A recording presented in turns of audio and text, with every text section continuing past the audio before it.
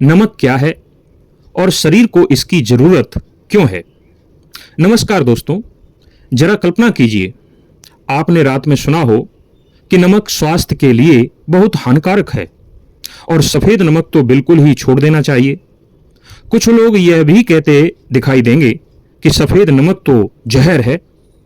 लेकिन सोचिए, तभी एक घटना घटित हो जाए कि आज सुबह उठते ही आपके घर का सारा नमक गायब हो जाए, रसोई में भी नमक नहीं हो, यहां तक कि बाजार में या किसी दुकान पर भी नमक नहीं हो, तो पहले तो आपको लगेगा कि खाने का स्वाद खराब हो जाएगा यदि नमक नहीं मिला तो।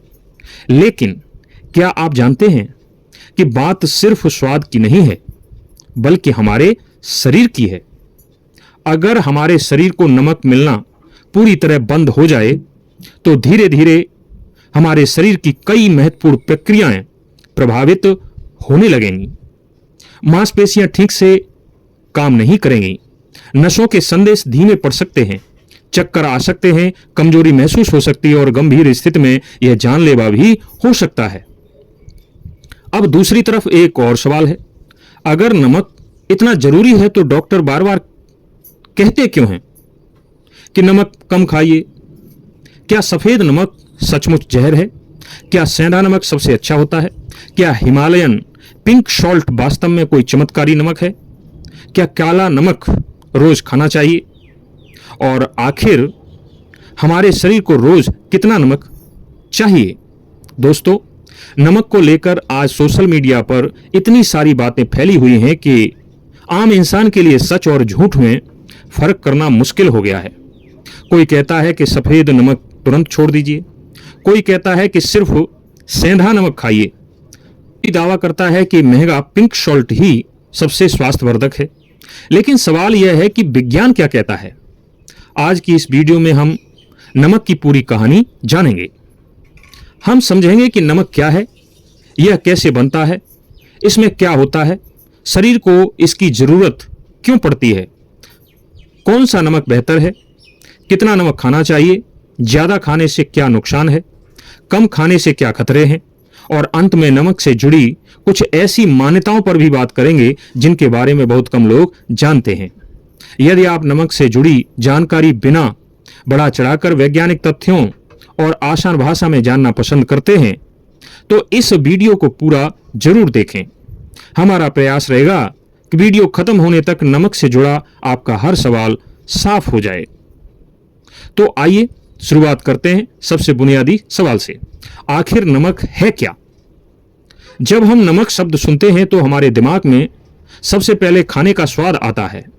लेकिन सच यह है कि नमक केवल स्वाद बढ़ाने वाली चीज नहीं है, यह हमारे शरीर के लिए एक आवश्यक पोषक तत्वों का स्रोत है जिसके बिना शरीर सामान्य रूप से काम नहीं कर सकता। जिस नमक का हम सबसे अधिक उपयोग करते हैं उसका वैज्ञानिक नाम है सोडियम क्लोराइड।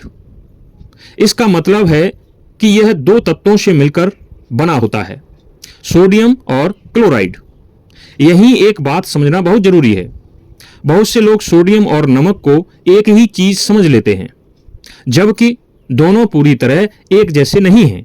नमक यानी सोडियम क्लोराइड और सोडियम उसका एक हिस्सा है। शरीर पर नमक के कई प्रभाव वास्तव में उसमें मौजूद सोडियम की वजह से होते हैं। अब सवाल यह है कि प्रकृति ने हमारे शरीर को आखिर सोडियम की जरूरत क्यों दी? इसका जवाब हमारे शरीर की कार्यप्रणाली में छिपा है। हमारा शरीर खरबों कोशिकाओं से मिलकर बना है। हर कोशिका के अंदर और बाहर पानी तथा खनिजों अर्थात मिनरल्स का एक बहुत ही संतुलित वातावरण होता है। यदि यह संतुलन बिगड़ जाए तो कोशिकाएं ठीक से काम नहीं कर पाती। इस संतुलन को बनाए रखने में सोडियम की बहुत महत्वपूर्ण भूमिका होती है। लेकिन यह केवल शुरुआत है। जरा अपने दिल की धड़कन के बारे में सोचिए। आपने कभी उसे चलाने का आदेश नहीं दिया, फिर भी वह लगातार धड़क रहा है। आपने कभी अपनी नसों से नहीं कहा कि दिमाग का संदेश हाथ तक पहुंचाओ, फिर भी संदेश एक पल में पहुंच जाता है। आपने कभी मांसपेशियों से नहीं कहा कि अब सिकुड़ो और अब ढीली पड़ो, फिर भी वे अपना काम करती रहती हैं।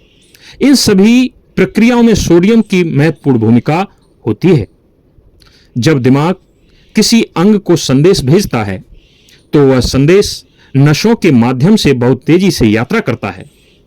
इस विद्युत संकेत को सही ढंग से चलाने में सोडियम और अन्य इलेक्ट्रोलाइट्स की महत्वपूर्ण भूमिका होती है। इसी तरह जब आप चलते हैं, दौड़ते हैं, सीढ़ियां चढ़ते हैं या कोई सामान उठाते हैं, तब आपकी मांसपेशियां लगातार सिकुड़ती और फैलती हैं। इस प्रक्रिया के लिए भी शरीर को सोडियम की आवश्यकता होती है। यानी अगर शरीर में सोडियम का संतुलन बहुत ज्यादा बिगड़ जाए तो केवल स्वाद ही नहीं बल्कि शरीर की कई जरूरी प्रक्रियाएं प्रभावित हो सकती हैं। अब यहां एक और दिलचस्प बात समझिए। आपने ध्यान दिया होगा कि गर्मियों में जब बहुत ज्यादा पसीना आता है तो कई लोगों को कमजोरी महसूस होने लगती है।